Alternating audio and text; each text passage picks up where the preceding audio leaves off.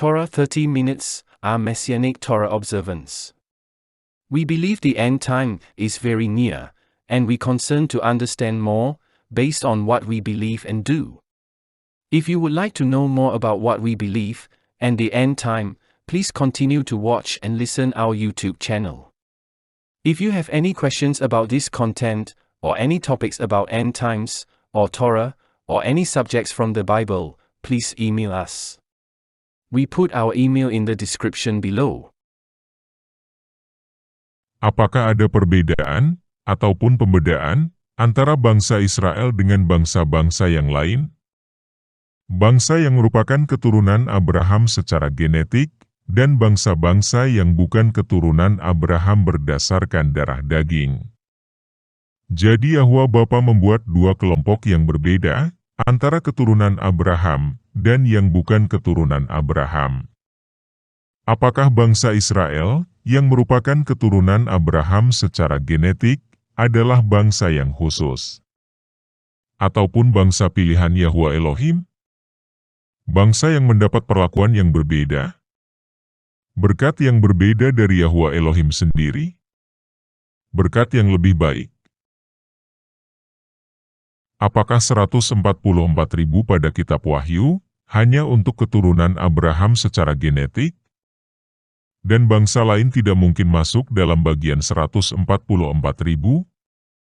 Apakah memang ada dua kelompok yang akan terangkat? Kelompok yang khusus untuk bangsa Israel, atau keturunan Abraham secara langsung sejumlah 144.000. Dan kelompok yang diperuntukkan untuk bangsa-bangsa di luar keturunan Abraham secara genetik, dengan jumlah yang tak terhitung. Pada konten ini, kami akan membahas, dan memberikan pandangan mengenai hal tersebut.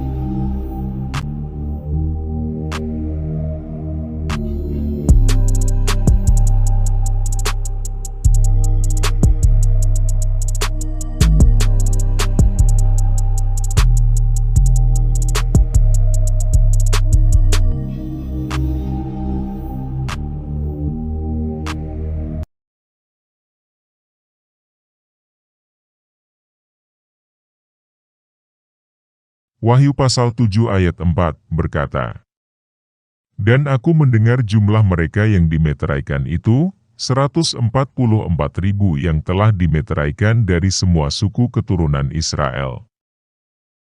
Ada pandangan yang menyatakan bahwa 144.000 pada kitab Wahyu pasal 7 ayat 4 hanya untuk keturunan Abraham secara genetik. Dan bukan berasal dari bangsa-bangsa yang lain, yang tidak berasal dari keturunan langsung Abraham. Pandangan ini adalah pandangan yang umum, di dalam pembahasan akhir zaman. Apalagi bila kita membaca ayat berikut ini. Wahyu pasal 7, ayat 9, berkata, "Kemudian daripada itu aku melihat, sesungguhnya, suatu kumpulan besar orang banyak yang tidak dapat terhitung banyaknya, dari segala bangsa dan suku dan kaum dan bahasa, berdiri di hadapan tahta dan di hadapan Anak Domba, memakai jubah putih, dan memegang daun-daun palem di tangan mereka." Menurut pandangan ini, ada terbagi dua kelompok besar orang-orang percaya yang akan terangkat, atau dipindahkan, pada masa akhir zaman. Kelompok pertama adalah 144.000 yang tertulis pada Wahyu pasal 7, ayat 4. Yang mana pada kelompok pertama ini, merupakan semua keturunan Abraham secara genetik.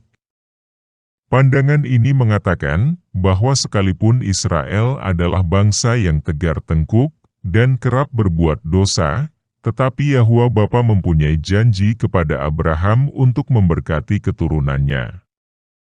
Dan juga kita melihat begitu banyak orang-orang dari zaman tengah, atau perjanjian lama, yang setia kepada Yahwa Elohim, yaitu para nabi-nabi, ataupun raja-raja, ataupun setiap bangsa Israel, yang merupakan keturunan Yakub secara langsung.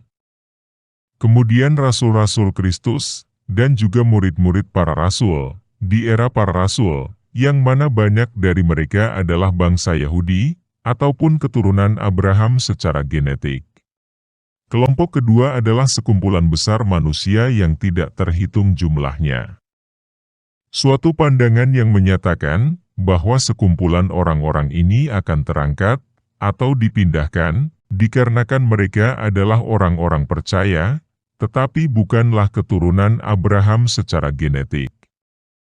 Dikarenakan kalimat yang tertulis, dari segala bangsa, dan suku, dan kaum, dan bahasa.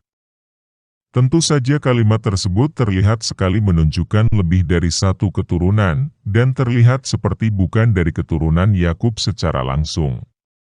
Kesimpulannya adalah, bahwa pandangan ini menyatakan, pada hari pengangkatan, atau pemindahan orang-orang percaya, ada dua kelompok. Kelompok pertama sebanyak 144.000 yang berasal dari keturunan Abraham secara genetik, karena janji Yahwa Bapa kepada Abraham. Kelompok kedua, tak terhitung banyaknya, yang bukan dari keturunan Abraham secara genetik, atau dengan kata lain semua orang-orang percaya, yang berasal dari bangsa-bangsa di luar bangsa Israel. Pandangan ini adalah pandangan yang dahulu juga dipercaya oleh kami di Torah 30 menit. Sekali lagi kami di Torah 30 menit menghargai setiap pandangan yang ada, dan kami pun mengerti dasar pengertian dari pandangan tersebut. Dan kami tidaklah menyatakan bahwa pandangan-pandangan kami pastilah benar. Tidak, kami tidaklah menyatakan demikian. Tetapi izinkanlah kami memberikan pandangan yang baru, berdasarkan ayat-ayat Alkitab, ataupun analisa-analisa kami. Sehingga dapat dijadikan salah satu alternatif pandangan yang baru, untuk dijadikan sebagai bahan pertimbangan. Untuk menyederhanakan isi konten, banyak hal yang tidak akan kami jelaskan secara terperinci. Yang mana akan kami bahas di konten-konten berikutnya. Agar isi konten ini tetaplah fokus pada pembahasan, apakah 144.000 pada kitab Wahyu, merupakan keturunan Abraham secara langsung. Mari kita kembali ke topik utama. Bila kita perhatikan pandangan ini, jumlah yang terangkat dari keturunan Abraham tidaklah seberapa. Yaitu sebanyak 144.000, yang mana jumlahnya dapat dihitung. Sementara jumlah di luar keturunan Abraham secara genetik, begitu banyaknya, atau tak terhitung. Apakah itu artinya, perbandingan antara keturunan Abraham secara langsung, yang terangkat, atau dipindahkan, sangatlah berbeda jumlahnya, dengan keturunan di luar genetik Abraham? Apakah itu artinya yang terangkat dari anak-anak Yakub, secara genetik, jauh lebih sedikit, dibandingkan dengan keturunan di luar Yakub? Kami ulangi sekali lagi. Seperti yang sudah kami jelaskan sebelumnya, bahwa 144.000 hanyalah berasal dari semua suku bangsa Israel. Yang terdiri dari 12 suku dari masa tenah, atau perjanjian lama, dari para nabi, para raja, ataupun semua anak-anak dari Yakub, yaitu 12 suku Israel, yang setia dengan Yahwa Bapa. Dan tentu saja semua para rasul, dan murid-murid rasul, yang hidup di masa jemaat mula-mula, yang banyak dari mereka merupakan orang-orang Yahudi, ataupun keturunan Abraham secara langsung. Bila memang demikian, bagaimana dengan Abraham? Masuk ke suku manakah Abraham? Atau Ishak? Bapa dari Yakub itu sendiri, masuk ke suku manakah Ishak? Yang bahkan 12 suku Israel saja belum ada. Atau Yakub, si Israel itu sendiri. Masuk suku yang manakah Yakub? Atau Ayub, ataupun Nuh, ataupun semua orang-orang yang ada di tenah, atau perjanjian lama, yang bukan merupakan keturunan Yakub secara langsung. Atau bahkan Adam dan Hawa. Masuk ke suku manakah mereka? Lalu bagaimana dengan Rasul Lukas?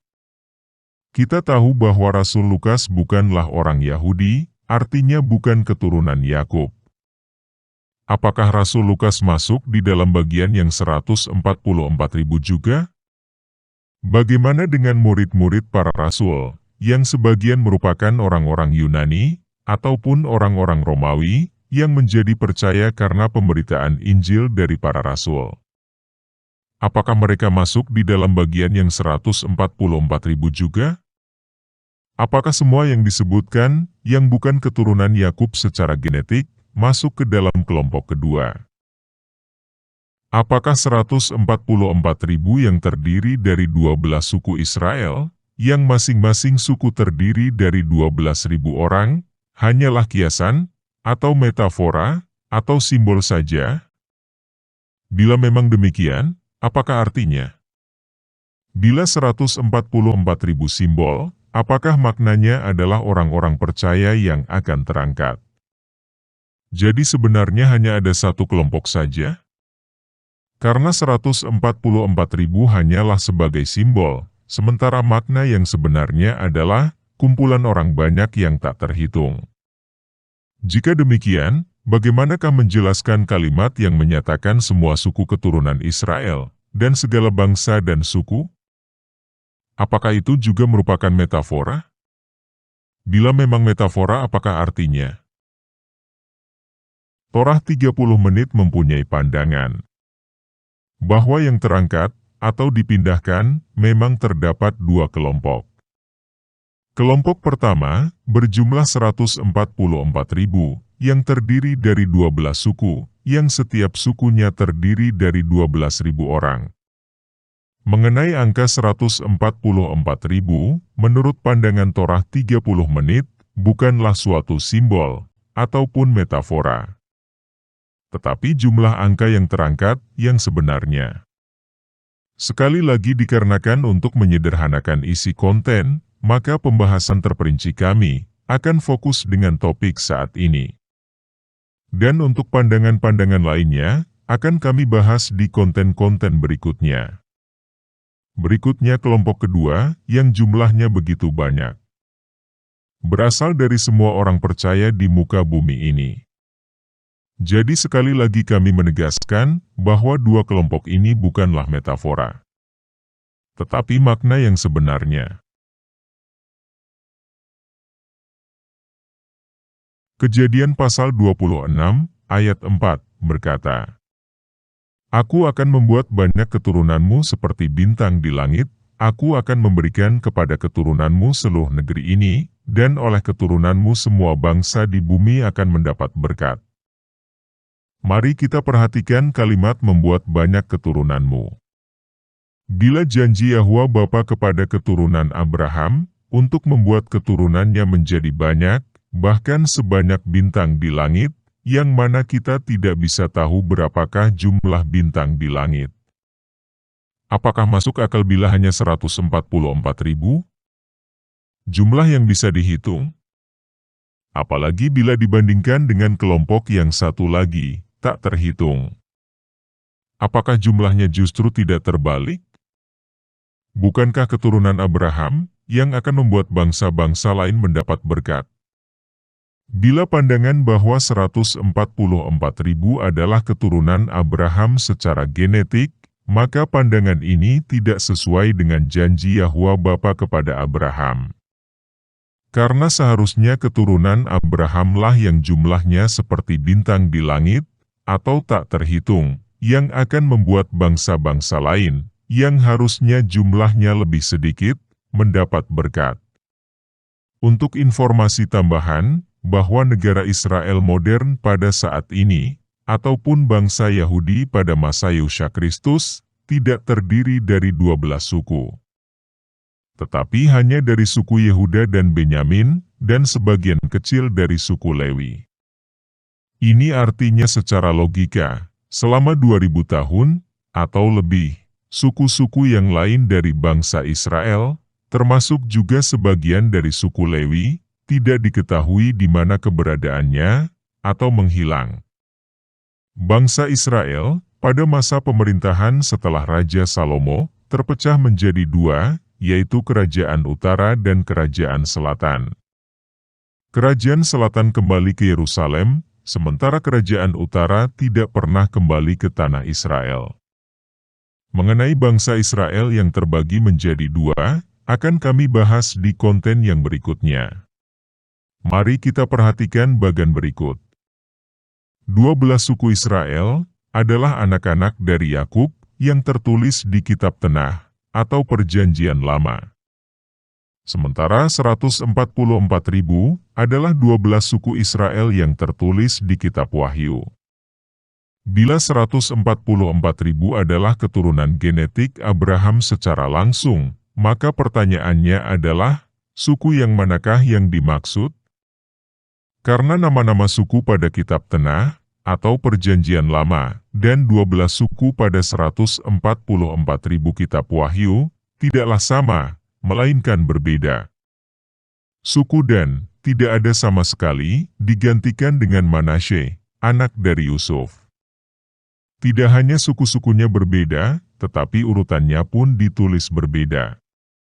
Ruben sebagai anak pertama dari Yakub tidaklah disebutkan pertama, melainkan Yehuda. Ini tidaklah lazim, khususnya di bangsa Israel yang mana anak pertama biasanya yang ditulis pertama.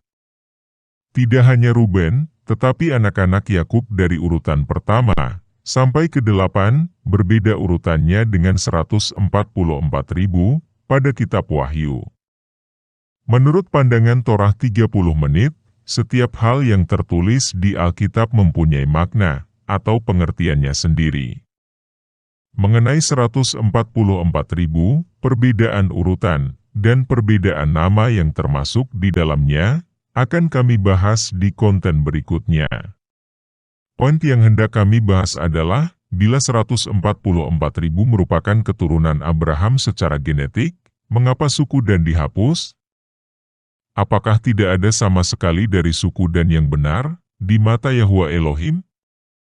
Selama ribuan tahun, tidak ada seorang pun dari suku Dan yang pantas menjadi bagian dari 144.000 yang terangkat.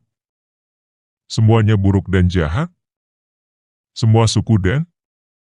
Dari seorang Dan sendiri, sebagai salah satu anak Yakub, sampai anak-anaknya, cucu-cucunya, ataupun cicit-cicitnya, dan semua keturunan dari Dan, selama ribuan tahun. Tidak ada seorang pun yang pantas masuk ke masa 1000 tahun. Walaupun Yahwa Bapa memang mempunyai hak untuk menentukan suku mana yang akan dipilih, tetapi Torah 30 menit percaya, bahwa Yahwa Elohim setiap keputusannya pastilah memiliki alasan. Menurut pandangan kami, bukan karena tidak ada seorang pun dari keturunan Dan yang tidak pantas memasuki kerajaan 1000 tahun. Tetapi yang hendak kami ungkapkan adalah, bila 144.000 hanya ditujukan keturunan Abraham secara langsung, kuranglah tepat. Karena suku Dan dikeluarkan dari daftar 12 suku Israel, dan digantikan dengan Manasye. Itu artinya, ada suatu syarat agar dapat menjadi keturunan-keturunan Abraham yang ditulis di dalam Kitab Wahyu, yang tidak hanya berdasarkan keturunan secara genetik semata. Bila 144.000 hanya untuk keturunan langsung Yakub, mengapa tidak ada seorang pun dari suku Dan yang masuk menjadi bagian yang terangkat selama ribuan tahun, termasuk Dan sendiri sebagai salah satu anak Yakub?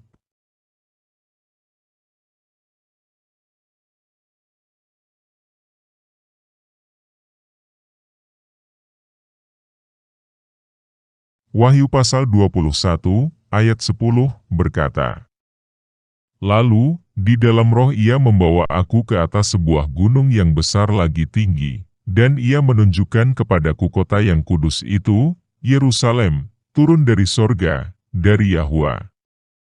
Ayat 11.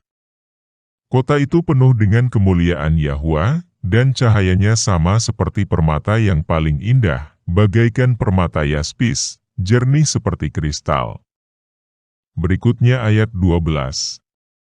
Dan temboknya besar, lagi tinggi, dan pintu gerbangnya 12 buah, dan di atas pintu-pintu gerbang itu ada 12 malaikat dan di atasnya tertulis nama ke-12 suku Israel. Terakhir, ayat 13. Di sebelah timur terdapat 3 pintu gerbang dan di sebelah utara 3 pintu gerbang dan di sebelah selatan 3 pintu gerbang dan di sebelah barat 3 pintu gerbang. Menurut pandangan Torah 30 menit, Yerusalem yang baru, yang turun dari sorga, bukanlah suatu simbol, ataupun metafora, melainkan makna yang sebenarnya. Penjelasan mengenai Yerusalem yang baru akan kami bahas di konten-konten berikutnya. Yerusalem yang baru, yang bukan merupakan bangunan yang dibangun lewat tangan manusia, melainkan bangunan yang penuh dengan kemuliaan Yahwa Bapa, akan turun dari sorga. Di dalamnya terdapat orang-orang percaya yang terangkat atau dipindahkan pada masa pengangkatan. Yerusalem yang baru memiliki pintu gerbang sebanyak 12 buah. Dan di atas setiap gerbangnya tertulis nama ke-12 suku Israel. Sekali lagi kami menegaskan, kami memiliki pandangan bahwa Yerusalem yang baru adalah suatu bangunan yang berasal dari sorga, yang artinya dapat dipegang atau disentuh, dan itu berarti 12 gerbang pada Yerusalem baru, merupakan gerbang yang bisa dimasuki oleh manusia. Mari kita perhatikan lagi kata 12 suku Israel.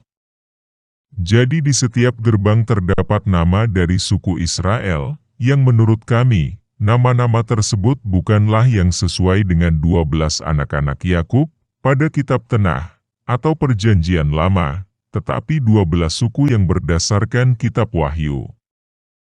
Apakah terdapat gerbang lainnya? Selain ke-12 gerbang yang di atasnya terdapat nama-nama suku Israel, yang berdasarkan kitab Wahyu. Mungkin suatu gerbang yang lain di Yerusalem baru, gerbang yang jauh lebih besar untuk semua orang-orang yang bukan keturunan langsung Abraham? Atau keturunan genetik Yakub? Apakah ada gerbang demikian? Jawabannya adalah, tidak ada. Tidak ada gerbang yang mengkhususkan di luar suku Israel. Tidak ada gerbang khusus untuk orang-orang di luar Israel. Hanya ada 12 gerbang dari 12 suku Israel. Jadi pandangan yang mengatakan bahwa pada saat pengangkatan terbagi 2 grup, yang pertama sebanyak 144.000, yang berasal dari keturunan Abraham secara genetik. Dan yang satunya lagi, jumlah yang tak terhitung untuk orang-orang yang di luar keturunan Abraham secara genetik. Menurut Torah 30 menit, sulit untuk dipertahankan. Berdasarkan apa yang sudah kami bahas, dengan ayat-ayat yang kami berikan. Karena tidak ada perbedaan antara keturunan Abraham secara genetik dan bukan. Keturunan Yakub secara genetik, dan bukan keturunan Yakub secara genetik, di mata Yahwa Elohim sama saja. Bila mereka orang-orang percaya, maka mereka akan disebut keturunan Abraham. Karena Abraham adalah simbol dari bapa semua orang percaya.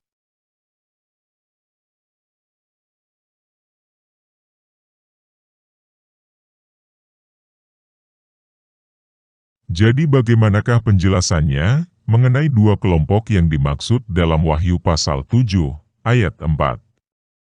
Dengan Wahyu pasal 7, ayat 9.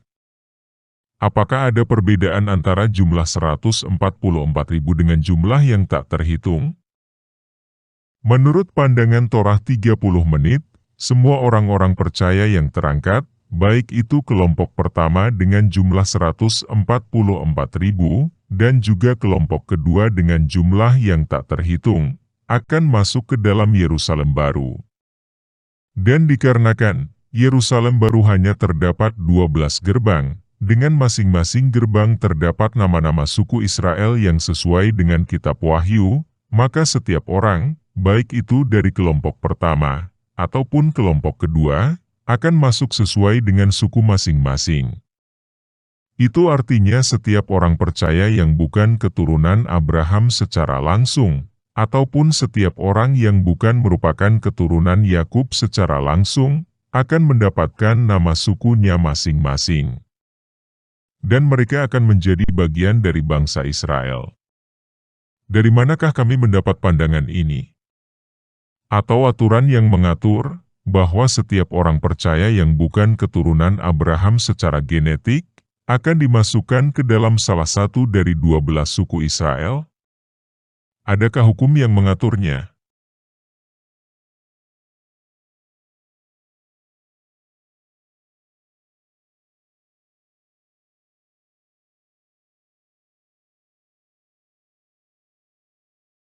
Keluaran pasal 12, ayat 49, tertulis, "Satu hukum saja akan berlaku untuk orang asli dan untuk orang asing yang menetap di tengah-tengah kamu." Kita lihat bahwa hukum Taurat tidak hanya berlaku atau diperuntukkan untuk keturunan Abraham secara langsung, tetapi juga keturunan lainnya atau bangsa-bangsa lain yang menetap dengan bangsa Israel. Dengan begitu harus menuruti juga ketentuan dari hukum Taurat. Mengenai hukum Taurat untuk semua bangsa, akan kami bahas di konten berikutnya. Efesus pasal 4, ayat 5, berkata, "Satu Yahwa Bapa, satu iman, satu baptisan." Ayat 6. Satu Elohim dan Bapa dari semua, yang di atas semua dan oleh semua dan di dalam semua. Galatia pasal 3, ayat 28, berkata, "Dalam hal ini tidak ada orang Yahudi atau orang Yunani, tidak ada hamba atau orang merdeka, tidak ada laki-laki atau perempuan, karena kamu semua adalah satu di dalam Kristus Yehusha." Hal ini juga kembali diingatkan oleh Rasul Paulus di dalam suratnya ke jemaat di Efesus dan jemaat di Galatia, bahwa tidak ada perbedaan antara keturunan Israel atau keturunan Yakub secara langsung dengan bangsa lainnya. Tidak ada perbedaan antara berkat untuk orang-orang keturunan Abraham secara langsung dan tidak. Tidak ada bangsa khusus yang hanya dikarenakan genetik. Keselamatan tidaklah ditentukan oleh genetik, atau dari siapakah kita dilahirkan, tetapi iman percaya.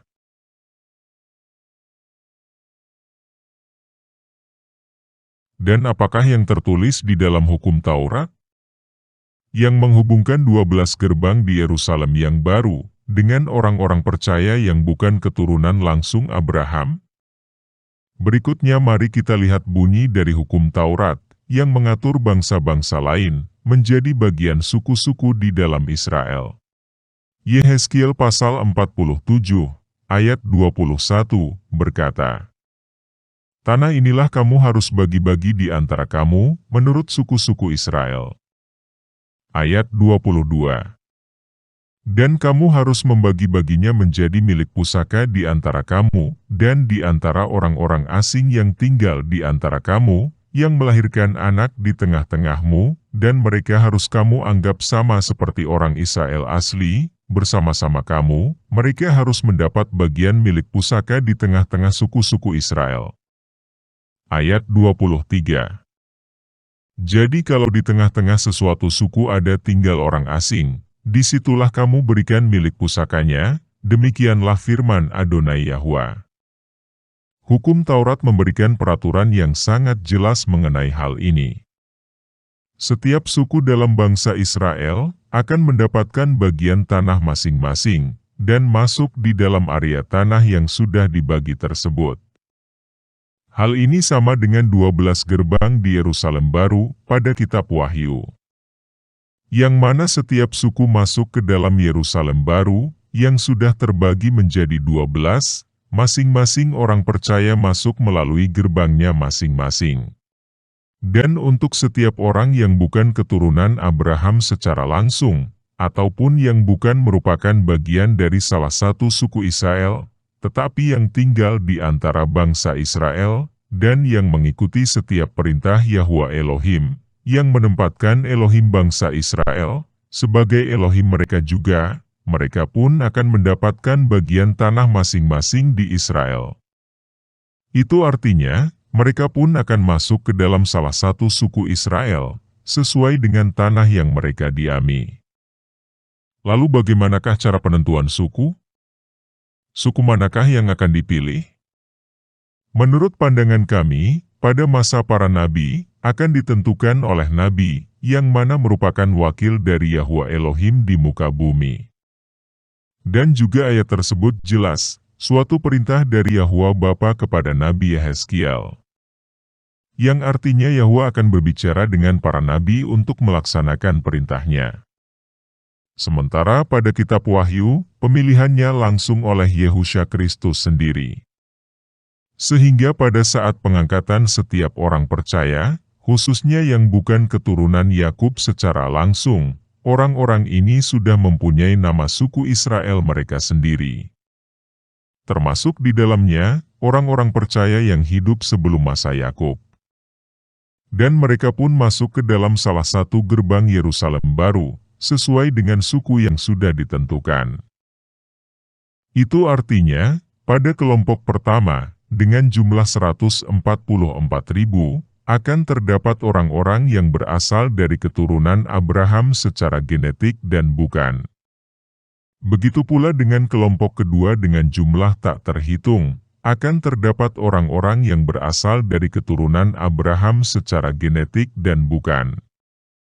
Persamaan di antara kesemuanya, baik dari kelompok pertama dan kedua, bahwa mereka semua adalah orang-orang percaya, yang percaya dan patuh pada perintah-perintah Yahwa Bapa, dan memiliki iman kepada Yehusha Kristus.